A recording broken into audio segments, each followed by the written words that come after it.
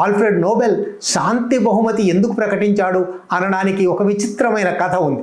ఆయన ఆయుధ వ్యాపారంలో ప్రధానంగా డైనమైట్ కనిపెట్టి డైనమైట్ను దేశాలకు పంపించి పేటెంట్ చేసి తద్వారా ఆయన ఈ సంపదంతా సంపాదించాడు. ఈ ఆల్ఫ్రెడ్ నోబెల్ సోదరుడు లుడ్విగ్ నోబెల్ 1888లో అంటే ఆల్ఫ్రెడ్ నోబెల్ చనిపోవడానికి 8 సంవత్సరాల ముందే చనిపోతే పొరపాటున ఒక ఫ్రెంచ్ పత్రిక ఆల్ఫ్రెడ్ నోబెలే చనిపోయాడు అని వార్త రాసిందట. రాసి ఆ వార్తలో హెడ్డింగే the merchant of death is dead, మృత్యు వ్యాపారి మరణం అని శీర్షిక పెట్టిందట.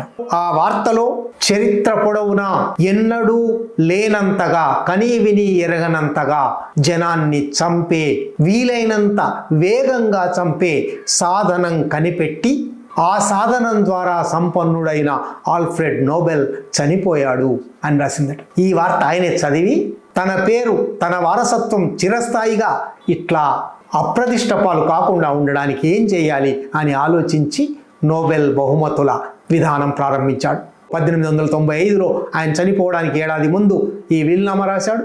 96లో ఆయన చనిపోయాక వీలునామా బయటపడింది. 1901 నుంచి ఈ బహుమతుల పంపిణీ జరుగుతుంది.